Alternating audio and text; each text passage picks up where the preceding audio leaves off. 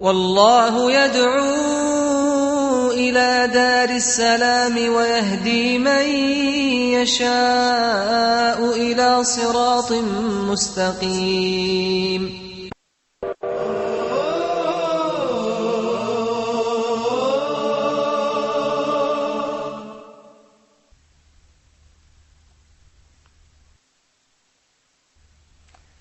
Bismillah, alhamdulillah, wassalatu wassalamu rasulullah. This is Yusuf Estes, and we're talking on the subject in our series about clearing the fog, removing the misconceptions and misunderstandings that many people have concerning Islam and the teachings of Islam. In clearing this fog, it's the responsibility of the Muslims to properly present our case. Many times we have a specific question which is very harsh in its manner and nature, often attacking Islam and the things that Islam stands for. So it's important for us, first of all, to know the answer to the question, of course, but at the same time to realize what is the methodology or the manhaj for answering the question in the proper way, according to Islam. Of course, we're going to say it's based on the Quran and the teachings of Muhammad, called the Hadith, sallallahu alaihi wasallam. Now, I want to give an example of a question in this particular series today, and see what you would say if somebody asked you this. They come to you and they say, "You're a Muslim." You say, "Yes, I'm Muslim." "Okay, we heard about your God. Your God's called Allah, right?" You say, "Yes." "Well, you said this God is where? And how do you worship this God?" Because what we have observed from television and in magazines and newspapers is that there's this black box out in the desert. And it looks like you guys are bowing down to this black box. So we want to know, do you guys really worship a black box in the desert? Well, that's a good question. And how would you answer that? This is what we're going to be talking about in this segment. To begin with, inshallah, we as Muslims know that we have a responsibility to provide the best possible answer in the best possible way. And this is for me, you, and all of us to be able to properly deal with the question. Even a question when you don't know the answer, you still have to attempt to give some understanding to remove this fog of misunderstanding. And we do so by telling them this statement: "Thank you for asking me about my religion." That's very important to let them know that you are as concerned as they are about their interest in Islam. And they'll be surprised because they were expecting you were going to come back with no, yes, some kind of rebuttal. But instead, what you're going to be saying to them is, "Thank you for asking me about my religion." And they're going to go, "Huh?" The next thing you would do is mention to them that in Islam, we must say the truth. This is very essential. We always say the truth. If we don't, we can go to hell forever. So it's not an option for us. We're not allowed to lie. As a matter of fact, it's considered a correct answer in Islam if I say, "I don't know." Because if I don't know, it's better to say that than to make up something, isn't it? So Allah gives a reward to the ones who say, "I don't know." I don't know. And then, after we've communicated to them the idea that we have to tell the truth, the next thing is to tell them we have the proof. Everything in Islam is authenticated, recorded, and preserved for 1,400 years. And this is not by accident. Allah has preserved this deen or way of life for Muslims so that we today know what Islam was teaching even 1,400 years ago, and it's still applicable today in our real life. Let's go back to that particular question and examine it a little bit. If somebody came to you and said, "Why do you Muslims worship a black box in the desert?" That's usually the way a harsh question comes. It comes with a statement in it that's not true. So we get rid of the harsh statement first and tell them that that's not correct. We don't worship a black box in the desert. But if your question is, who do we worship? Then we're most happy to tell you who we worship. And why the focus on this black box in the desert, the Kaaba, what we're talking about there. Now, that's a fair question, and we would like to answer that. But by the way, when we're giving you the answer to the question, if you find yourself saying, "Gee, that's nice, I like that for me," or any of the things that we say seem to go along with your own nature and what you already believe, then are you going to be prepared to consider your position and begin to worship your Lord without any partners? Because you see, that's what Islam is really all about. It's about worshiping God, the one God of the universe, with no partners. At that stage, they're going to be saying, what? Because you're going to take them aback a bit. They're going to say, what's he talking about? Sounds like he's trying to convert me or something. And in fact, we're not. We're not trying to convert anybody, but what we're trying to do here is to present the clear message. When we do that, then the people begin to understand what Islam really is about. Oftentimes, Muslims themselves have a difficulty because they don't know, and they don't know who to ask or where to turn for the answers. And of course, this is a part of the reason for this series called Lifting the Fog. Somebody asks you about our worship in general, it's always to explain the Rabbil Alameen. What do I mean? When we talk about Allah, we have something very beautiful in Islam. We have the word for God. You don't have it in English. I'm going to tell you that up front. There is no word in English for the real God. The word in English for God is the same as it is for a false God. Anything worshipped in English is a God. In Arabic, the word for God is Ilah, not Allah. Anything worshipped is a God. A rock, a stick, a stone, a bone, anything that people can see, hear, smell, touch, feel, can be worshipped. And that's a God, or an Ilah. In English, you spell it G-O-D. But in English, when you want to talk about the one almighty God of Abraham and Adam and Moses and Jesus and Muhammad, we're talking then about Allah. But you don't have that in English. You say, yes, we do. We just put a big G. Well, if you're starting the sentence out, you have to put a big G anyway, so you wouldn't know if you're talking about God, the God, or God, a God.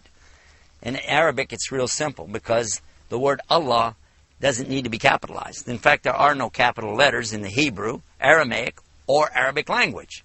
It's very clear when you say Allah who you're talking about. The question now has presented an opportunity for us to discuss exactly who we worship and why, and then let them make the comparison in their own minds to what they've considered to be worship or a God in their own head, according to their own religious background. What we say here is the description of the word Ilah. Ilah is something worshipped, anything worshipped. Awliha, that is the plural, gods. You put an S after the word God and you have gods. And that's awliha in Arabic. But when you say Allah, there is no word like this in the English language. The closest they can come is to try to capitalize the G. But whenever you start a sentence, you capitalize a word anyway, so you wouldn't know if you started the sentence and it says God, if you're talking about a false God, a real God, a pagan God, or whatever's worshipped. With Arabic, it's clear because when you say alif, lam, lam, ha, it's Allah. And Allah is the proper name for God of Islam. This is the name for the God of Adam and Abraham and Moses and David and Solomon and Jesus. And by the way, Moses is known to us as the progenitor of the same religion of Abraham, just as Jesus is the continuation of the message that came with the prophets before him, and just as Muhammad is the one continuing this message. This is not something new. This gives us the opportunity to talk about that as well. In our other programs, we've discussed in detail about the word Allah. But just for the sake of this one, I will touch on it again. Allah is not plural, and it has no gender. It's not male and not female. When Allah says He in the Quran, He's not referring to Himself as male, but rather out of respect and dignity. There is not a she, nor really a he, when we talk about Allah, because Allah is much more than something compared to His creation. The other thing is, when it says us or we in the Quran, Allah is referring to Himself in the royal capacity, not in plural. There is none with Allah. He has no partners. So, obviously, there's not 2 or 3 or 4. If we understand this, it helps us in presenting the correct message here about the oneness of God. So now we have opportunity to talk about the Tawheed or monotheism of Islam. So through the question, when they say, what do you worship? Whether they say, did you worship a black box or who is Allah? Regardless of the question, it gives us the opportunity to expound on it, to open up who is Allah and how do we worship Him. The name itself means the only one worthy to be worshipped. That is Allah's name. And it works really nice when we break it down and show them how they can understand this. Now, when we talk about our comparison to what they have, it's important for us to remember we should never attack their beliefs, and we don't need to attack them. let them hear what we have and let them make their own assessment. That's strong enough. When you show the truth of Islam, you don't need to attack somebody else's belief. They'll attack it themselves. The common sense, God is one. He has no partners. For a person who follows the Judaism, the religion of Jewish, or for the Christian, they say God is one. This is in their book. It actually says to them real clear, to know, O Israel, the Lord your God is one God, one Lord. It also tells them that you shall not make any partners with God. Thou shalt not have any other gods beside me. All of this points in the same direction that Islam is talking about one God. So this is very important. Another thing that we find is that they'll ask you, what about this God you have, this Allah? Is that the same God of Abraham? We don't think so. They'll say that. They'll say we don't believe it because this is not the God of the Bible. This is not the God of the Old Testament, the God of the New Testament. Some have even argued that this is something that was made up later. There was no word Allah until Muhammad ﷺ came along and made it up. This is actually in some scholarly works presented, non-Muslim of course, in the West. But in fact, there's a simple answer for that. There are Arab Jews today, and there are Arab Christians, just as there were at the time of Muhammad ﷺ, and just as there were at the time of Jesus. Peace and blessing be upon him. I want you to think about this. If there's a Bible in the Arabic language, what would be the word that they use for God? That would prove it right there.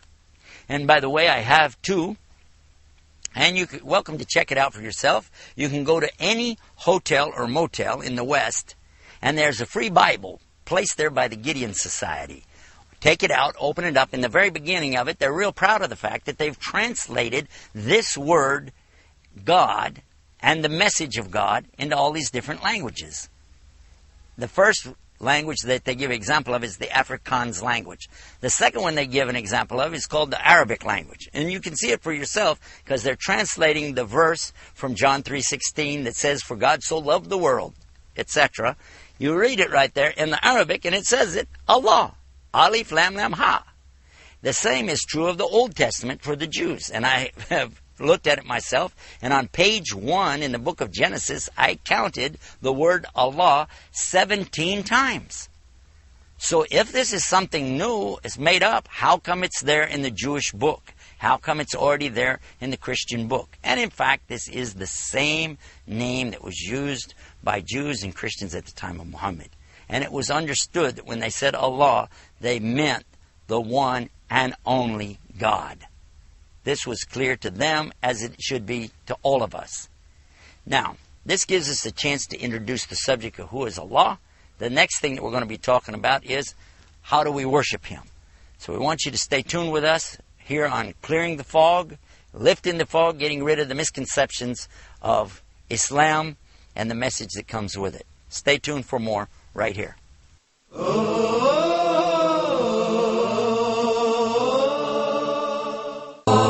My name is Sharif Tuni, and this is brought to you from Huda TV.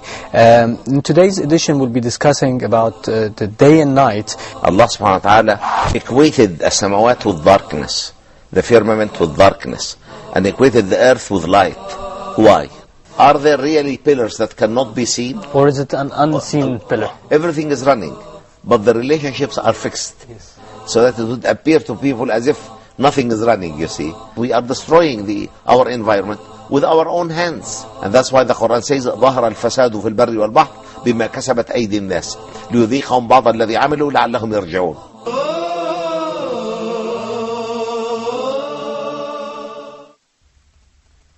Bismillah, alhamdulillah. This is the second part of our program in dealing with the subject of clearing away these misconceptions or lifting the fog with regard to the subject of who do we actually worship. And I want to give you now the example of what really did happen to us one time with this question about Muslims worshiping a black box in the desert. I was giving a talk similar to the one that I've been talking about here in a masjid in Toronto, Canada. After the talk, a gentleman came up to me and he said, listen, I want to ask you a question. Why is it you Muslims worship this black box in the desert? And I said, whoa, let's start from the beginning. And I actually went through the steps and asked the Muslims to listen how we answer the question. And I said to him, thank you for asking us about our religion. First of all, in Islam, we must always tell the truth, because if we don't, we can go to hell forever. The second thing is that we have the proof. Everything in Islam is recorded, it's documented, and it's preserved in authentic form so that there's no question about what was really taught 1,400 years ago. And finally, a lot of times we have to clear up the question before we can answer it, because it may contain within it something that's, well, incorrect. So we'll begin with that. And by the way, while you're listening to the answer, if you hear something that you said, gee, I didn't know that, or if you find yourself saying, gee, I like that for me, this is something nice, and I can relate to that, then my question to you would be, are you going to be prepared then to consider worshiping your Lord and your God alone without any partners? Because you see, that's all Islam is really about anyway. The gentleman looked at me and he said, huh? I said, yes. I'm just telling you that while you listen to the answer, if you find things that you really like, are you going to be prepared then to consider worshiping God, your God, on His terms? That's what Islam is about. He said, okay, go ahead.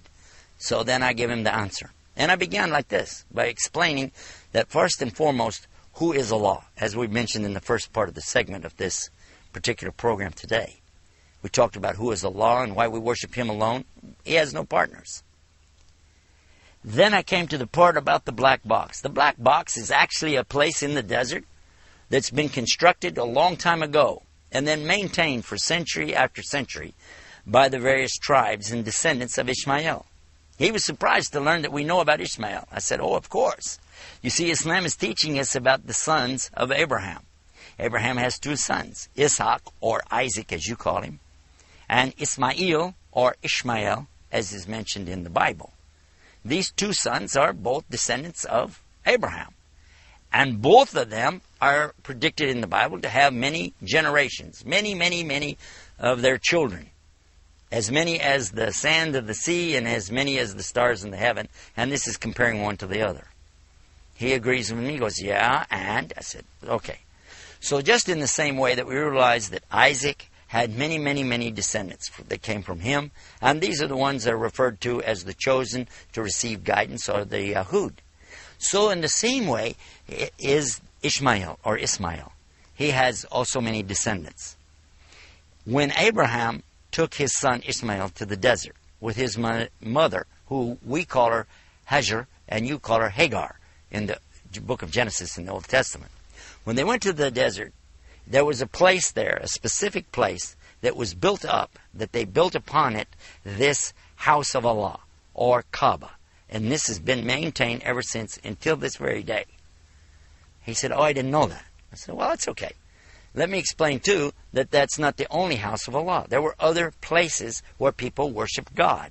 And the Old Testament is famous for mentioning these booths that were set up for the prophets to worship there in these particular places. And one of the most famous that you may be familiar with is Jerusalem itself, when people used to all face toward Jerusalem, and Jews today still face toward Jerusalem for their worship. Now, there's another one in the New Testament. You may not be familiar with it by its correct name in Arabic, but you'll recognize it right away with the English version. Bethlehem. Beit Lehem. Which means what? It's meaning a slaughterhouse. The house of flesh or meat.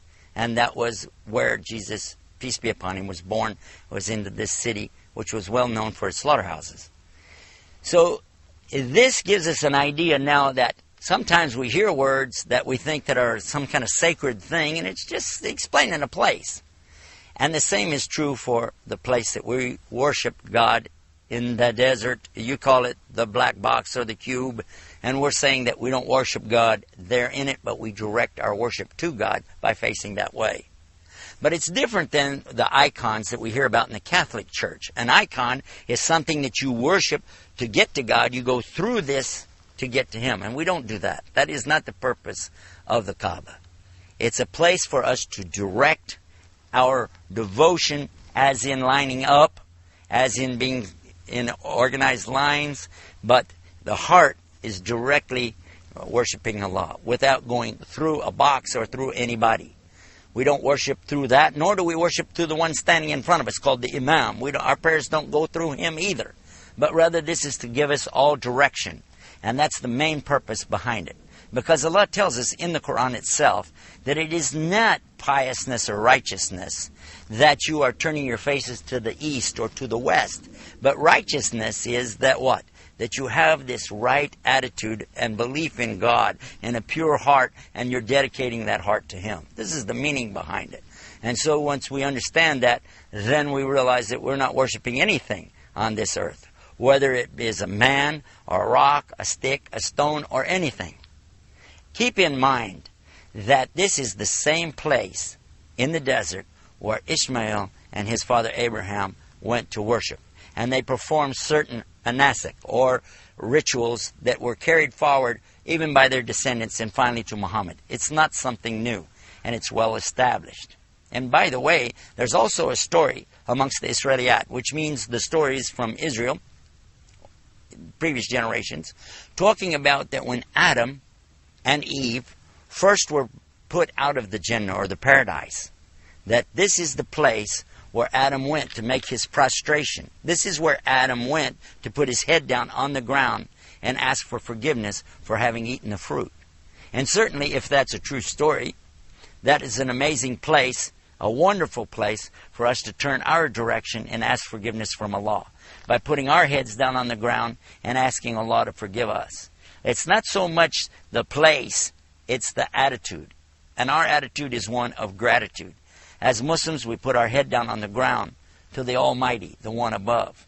And in this position, with the head on the ground, lowering ourselves in front of Him, then we have done the most amazing thing.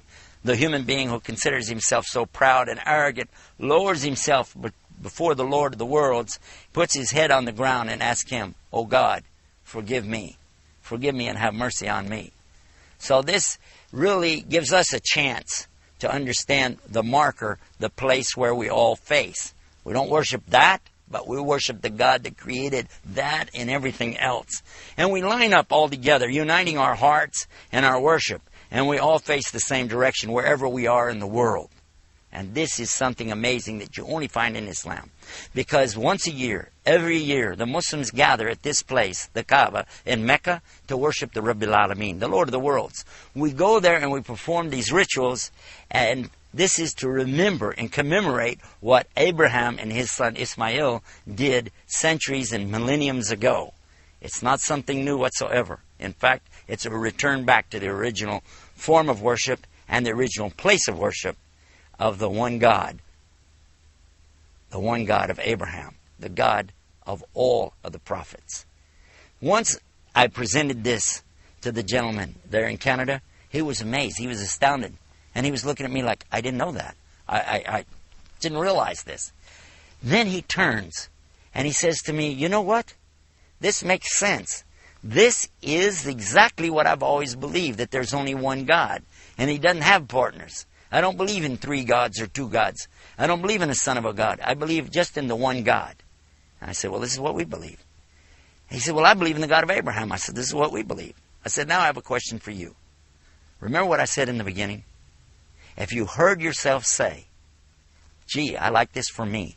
Gee, this is what I already believed,' would you be prepared then to worship your God and my God, your Lord, my Lord, alone without partners?" He goes, "Yeah." I said, "Okay."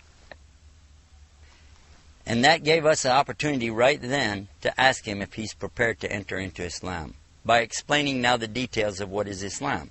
We talked a little bit about, of course, the belief or the Aqidah of Islam, and then we went to the 5 pillars of Islam.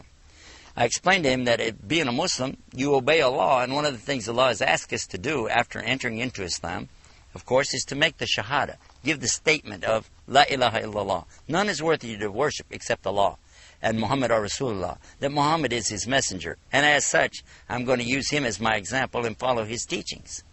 Understanding that, then I know that I have to begin to pray 5 times a day, called Salawatul Khams, and I explained that to him. We talked about the fasting in Islam, that we have to, every year, fast the month of Ramadan. And then we talked about the zakah, and we spoke about the hajj to the Bayt of Allah, which is how the whole question came to begin with, talking about making this pilgrimage. And he asked me about that, and I said, the only ones who are allowed to make this pilgrimage are real Muslims. So the only way you could go there and really worship the Lord of the worlds is to be a Muslim. And he said, "You know what? I really am ready to be a Muslim." and I understand it, I want to do it.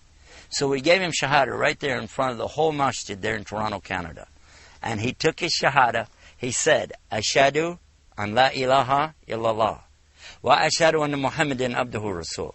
I bear witness in open testimony. There's none to worship except the one Almighty God. And He has no partners.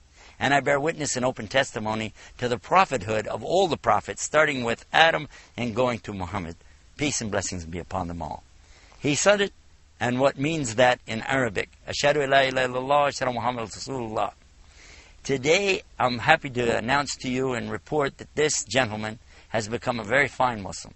He married one of our Muslim sisters from Somalia, and together they're living a very good life as Muslims in Canada, helping other people to do what we're trying to do with our series right here, and that's to clear up these misconceptions and lift the fog that's been promoted out here about what is Islam and who are the Muslims.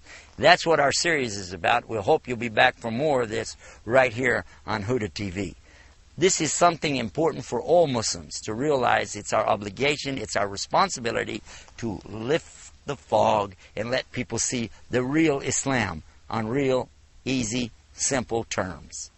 This is your host, Yusuf Estes, and it's my pleasure and privilege to be with all of you on these subjects. We've got a lot more right here on Huda TV. Stay tuned for more right here. Until next time, Assalamu alaikum wa rahmatullahi wa barakatuh.